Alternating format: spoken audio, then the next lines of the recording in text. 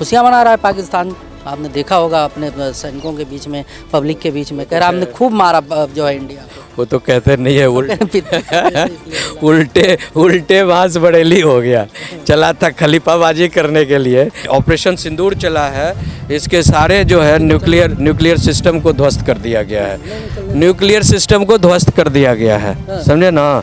इसीलिए अब जो ये जो पौवा बम की जो बात कर रहा था वो भी ख़त्म होने वाला। ट्रम्प जो है वो लॉन्ग टर्म गेम खेल रहे हैं, उनको चाइना टारगेट है, यू नो, और वो जानते हैं कि चाइना जो है इंडिया का बड़ा दुश्मन है और पाकिस्तान के साथ वो सहयोग कर रहा है। पहलगाम में आतंकी घटना होता है, हमला होता है, भारत सरकार उसको मुंहतोड़ जवाब देती है, पाकिस्तान पर कार्रवाई करती है, पाकिस्तान बौखलाता है, पाकिस्तान समझौते के लिए सामने आता है। पूरे देश में जो भारत सरकार का कूटनीति व्यवस्था रहा, जो विदेश नीति रहा, बढ़िया था और सब तरीके से मैनेजमेंट जो है मैनेज किया भारत सरकार। लेकिन हाल ही में देखे होंगे आप, जो है सबसे ज़्यादा इस समय अगर चर्चा में है तो टर्की है। टर्की ने भाई ड्रोन सप्लाई किया पाकिस्तान को और सब चीज़ें। तो अब जो है हमारे भारत देश में लोग टर्की के सामानों का और टर्की का बहिष्कार कर रहे हैं, चाहे टूरिस्ट स्पॉट हो, चाहे जो है ट्रेड की बात हो या कोई भी व्यवस्था हो, चाहे हमारी तमाम संस्थाएं हैं, सब टर्की का बहिष्कार कर रही हैं इस समय। तो क्या कुछ कहेंगे इसमें? देखिए, मैं आपको सिंपल सी बात बताना चाहता हूँ कि भारत जब 1947 में आज़ाद हुआ था तो Turkey was the first nation who came forward, you know, जो as a republic of India as a country recognize किया उसने, you know, और तब से लेकर अभी 50-60 सालों तक टर्की के साथ हम लोगों का बहुत अच्छा रिलेशन था। जहाँ जो भी मदद की ज़रूरत एक दूसरे को पड़ता था हम लोग बाकायदा करते थे। एक बार राजीव गांधी टर्की गए भी थे फर्स्ट टाइम जब प्रधानमंत्री थे, यू नो, तो उस समय भी टर्की को काफ़ी मदद दी गई थी।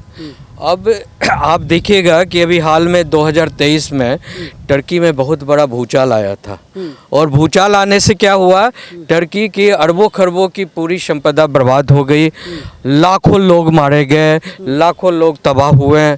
ऐसी स्थिति में कोई भी फर्स्ट टाइम इसके इस्लामिक कंट्री जो 56-57 कंट्री है इस्लामिक डिक्लेयर्ड है, अपने को रिपब्लिक ऑफ इस्लाम कहकर चलाते हैं, कोई भी नहीं आया कि हाँ भाई हमारे दोस्त कंट्री के साथ, इस्लामिक कंट्री के साथ इस तरह की जो हादसा हो गई है तो चलो जल्दी जल्दी उनको राहत पहुंचाओ। इवन पाकिस्तान भी नहीं आया जिसके लिए वो इतना ज़्यादा कहानी बना। सबसे पहले भारत पहुंचा, भारत प्रथम मोदी जी के नेतृत्व में उन्होंने इमीडिएट संज्ञान लिया और जो तुरंत जो है उन्होंने जो है वहाँ पर जो है राहत पहुँचाई। बिलियंस एंड बिलियन रुपीज़ का जो है उन्होंने जो है उनको सामान भिजवाया और कैश भिजवाया डॉलर्स में, यू नो, और उसके बाद जो है क्या सेना भिजवाया, राहत जो हम लोग का हाँ NDRF and all peace keeping force भिजवाया, सब तरह से मदद करवाया, सामग्री से लेकर ऑल दैट। महीनों चलता रहा, महीनों राहत सामग्री चलती रही। बड़े बड़े हमारे हेलीकॉप्टर्स एंड ऑल गए, हजारों की तादाद में गए। और वो तुर्की अभी जो है मुश्किल से साल भर भी नहीं बीता है और उसने अपने दोगलापन का फेस दिखा दिया, चेहरा दिखा दिया। उसने ये साबित कर दिया कि हम वसुधैव कुटुंबकम की थ्योरी में नहीं बिलीव करते हैं, हम दुनिया में शांति नहीं चाहते हैं, हम दुनिया में जो आतंकवाद का जो इस्लामिक आतंकवाद का जिहाद का जो एक चेहरा पाकिस्तान खुलेआम दिखा रहा है, पूरी दुनिया में टेरर फैला रहा है, हम उसके साथ खड़े हैं। तो इसका मतलब हुआ तुर्की भी जो है वही इस्लामिक आतंकवाद की जिहाद के साथ मिला जुला है। इसीलिए हम लोगों ने, पूरे भारत के 140 करोड़ लोगों ने इसका विद्रोह किया। और बिकॉज भारत में इंट्रा कन्फ्लिक्ट जो भी हो, लेकिन जब भारत देश पर किसी भी तरह की जो है चोट पहुंचाई जाती है और आंख दिखाई जाती है किसी भी देश के द्वारा, तो उसको कोई भी भारतवंशी जो है बर्दाश्त नहीं करता और उसको जो है मुंहतोड़ जवाब दिया गया। पूरे देश में भारत देश ने ये जवाब दे दिया, बिफिटिंग रिप्लाई दिया है कि कोई भी सामान नहीं खरीदा जाएगा टर्की से इम्पोर्टेड जितना चीज़ है। एडवाइजरी जारी करता है कि नहीं सब कुछ ठीक है, आप लोग आइए, सब व्यवस्था वो ठीक तो है, करेगा हम ना, करेंगे। बिकॉज वो जानता है कि आने वाले समय में, because billions and billion rupees का ट्रेड है, 50,000 करोड़ डॉलर का जो है ट्रेडिंग होता था भारत और टर्की के बीच, और वो सारा खत्म हो गया, समझे ना। और उसके बाद जो है वो जानता है कि भारत एक जो है सबल सक्षम में जो है सैनिक पावर भी है पूरी दुनिया में, प्लस न्यूक्लियर पावर भी है, तो इसके साथ पंगा लेना अच्छी बात नहीं है। लेकिन उसके बाद knowing the facts, all facts, उसने टेररिस्ट कंट्री का साथ दिया। It was really not tolerable and India is not going to forgive it, you know, because that's why the India जो है डिप्लोमेटिक रिलेशन ख़त्म किया, उसने जो है ट्रेड रिलेशन ख़त्म किया, उसके बाद जितने भी अलायंस विभिन्न इशूज़ पड़ते हैं वो सारे को चॉक डाउन कर दिया, ख़त्म कर बहुत दिया। अच्छा विदेश नीति था हमारे देश का, अभी भी है, मतलब मैनेज किया। लेकिन हाल ही में आपने देखा होगा जब ऑपरेशन सिंदूर के तहत जो है पाकिस्तान पर आक्रमण कर रहा था भारत, फिर जो है सीज फायर होता है, उसमें क्रेडिट लेने जो है ट्रंप आ जाते हैं, क्या कहेंगे इस पे? देखिए ट्रंप जो है उनके, उन्होंने बयान दिया कि हमने मध्यस्थता नहीं कराई है, बातचीत कराई है। जी जी, इनफैक्ट ट्रंप जो है वो लॉन्ग टर्म गेम खेल रहे हैं, उनको चाइना टारगेट है, यू नो, और वो जानते हैं कि चाइना जो है इंडिया का बड़ा दुश्मन है और पाकिस्तान के साथ वो सहयोग कर रहा है। तो ऐसी स्थिति में ट्रंप एक लंबी अवधि का, यू नो, विजनरी है ट्रंप। वो चाह रहा है कि जितनी भी सिस्टम है वो चाइना के खिलाफ युद्ध में समेट कर उसको रखा जाए, उसको यूज किया जाए। और पाकिस्तान तो पिद्दी जैसा देश है, उसको तो फूंक दिया इंडिया तो उड़ गया, समझे ना, वो भी जानता है ट्रंप। खुशियाँ मना रहा है, 400-500 ड्रोन और जो है 400-500 ड्रोन मिसाइल हमने मारा, खुशियाँ मना रहा है पाकिस्तान। आपने देखा होगा अपने सैनिकों के बीच में, पब्लिक के बीच में, कह रहा हमने खूब मारा जो है इंडिया को। वो तो कहते नहीं है, इसलिए उल्टे बांस बड़ेली हो गया।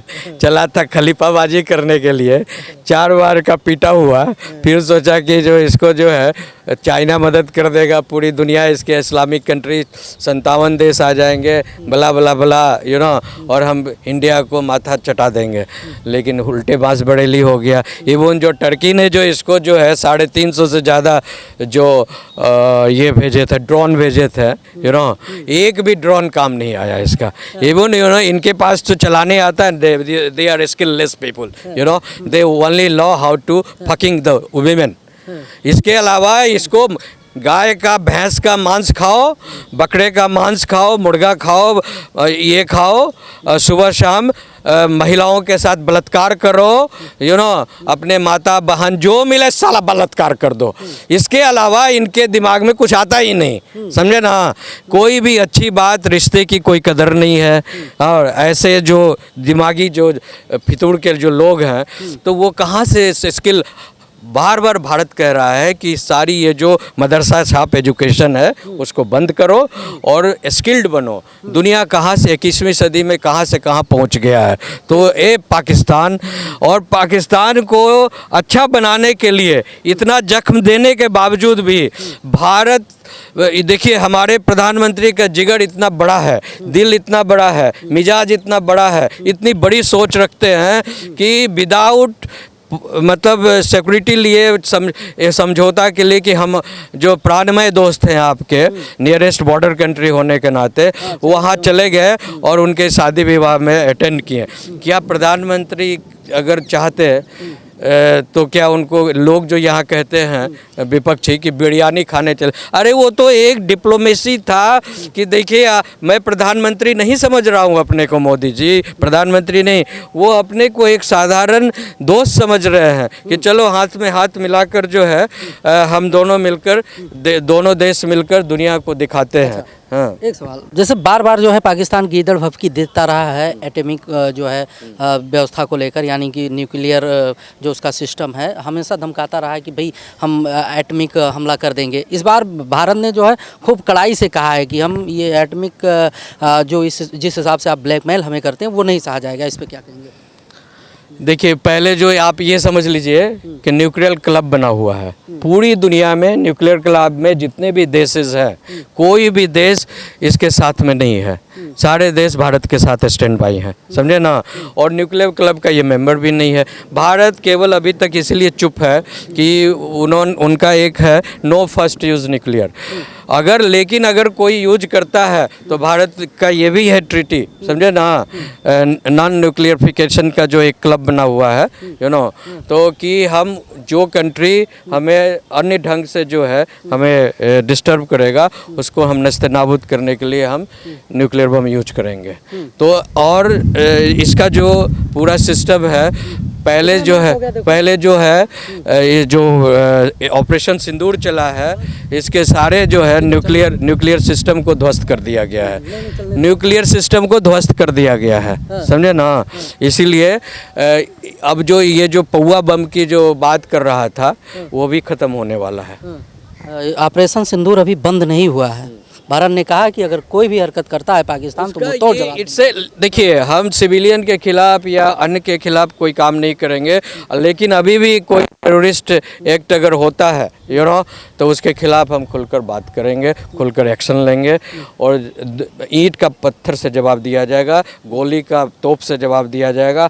और जो तोप चलाकर हमें बर्बाद करने की कोशिश करेंगे, ड्रोन चलाएंगे, मिसाइल चलाएं, तो हम भी बड़ा से बड़ा बम जो है जिसकी कल्पना वो नहीं कर सकते हैं, बिकॉज उनका बड़ा बम पौवा बम खत्म हो चुका है। सुना, अब देखा होगा जब सीज फायर हुआ तो उसके बाद बहुत ज़ोरों से आवाज़ उठी पूरे देश में कि लगे हाथ पीओके ले लेना चाहिए था, क्यों सीज फायर कर लिया, क्या मजबूरी? अरे पीओके तो वो क्या, पीओके क्या, ये तो डेफिनेट है कि पाकिस्तान जो है 5 टुकड़े में बटेगा। एक पंजाब वो खुद रखेगा, उसके बाद जितने भी उसके हैं, आपको बलूचिस्तान जो अलग हो चुका, सिंध अलग हो रहा है, पीओके तो भारत में मिलने जा ही रहा है। सारा सिस्टम जो ऑर्गेनाइज्ड है ये खुद जो है डंट मस्तक कर जो है नतमस्तक होकर ये सरेंडर कर रहा है। पूरी अभी जो देखिए, मरने के पहले जो है ना, वो जो दीपक जो है छटपटाता है या फुफकार मारता है, वही हाल है पाकिस्तान का। इसीलिए आप चिंता नहीं कीजिए, सारा सिस्टम परफेक्ट है। चलिए, बहुत बहुत धन्यवाद।